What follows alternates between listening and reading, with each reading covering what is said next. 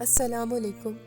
آج میں آپ سے ڈاکٹر اسرار احمد کے ایک بیان کے بارے میں گفتگو کروں گی اور اس کی حوالے سے ہی ایک حدیث بھی شیئر کروں گی۔ اس رمضان المبارک میں ڈاکٹر اسرار احمد کی ایک بات میں نے سنی جو کہ میرے دل کو تو بہت کلک کی کہ انسان کی سب سے بڑی ہجرت تو یہ ہے کہ وہ اپنے گناہوں سے ہجرت کر جائے، اور اس میں انہوں نے کہا کہ آج رات ہی سے اپنے گناہوں سے ہجرت کر جائیں، اور اس بات نے میرے دل پہ بہت گہرا اثر ڈالا۔ یعنی انسان کی اصل ہجرت تو یہی ہوگی کہ وہ اپنے گناہوں کو اللہ کی خاطر چھوڑ دے۔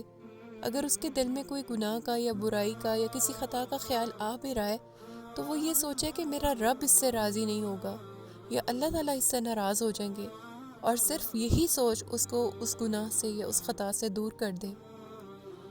یہ بہت بڑی ہجرت ہے۔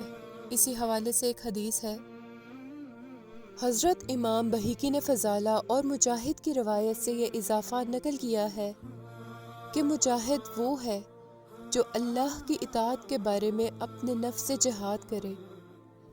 سبحان اللہ، بہت ڈیپ بات ہے یہ۔ اگر ہم اس کے مفہوم میں جائیں تو دیکھیں کتنی خوبصورت بات ہے کہ انسان کو اپنے نفس کو اللہ کی اطاعت کے لیے راضی کرنا پڑتا ہے، کیونکہ نفس کو اللہ کی اطاعت کے راستے میں لگانا کوئی آسان کام نہیں ہے۔ اس کے لیے آپ کو بہت سٹرگل کرنی پڑتی ہے، لیکن اللہ تعالیٰ کو اپنے بندے کی یہ سٹرگل بہت پسند آتی ہے۔ اس حدیث کا سیکنڈ پوائنٹ یہ ہے کہ جبکہ مہاجر وہ ہے جو خطاؤں اور گناہوں سے کنارہ کش ہو جائے۔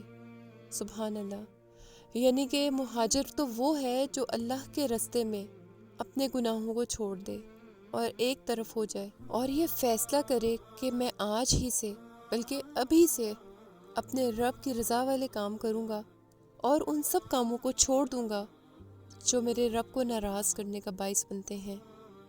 اور یہ کرنا بہت ہی مشکل کام ہے۔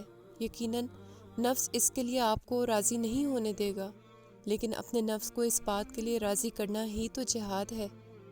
اللہ تعالیٰ ہمیں بھی اپنی اطاعت والے کاموں میں مصروف کر دے اور ہمارا شمار انہی مجاہدین میں کر دے جو ہر وقت اپنے رب کو راضی کرنے کی کوشش میں لگے رہتے ہیں، اور بالآخر ان کی یہ کوشش ان کو جنت کے اعلیٰ مقامات تک پہنچا دیتی ہے۔ آمین۔ ویڈیو پسند آئے تو اسے آگے ضرور پہنچائیں۔ ہو سکتا ہے آپ کی یہ چھوٹی سی کوشش کسی کی زندگی بدل دے اور آپ کا رب آپ سے راضی ہو جائے۔ جزاک اللہ۔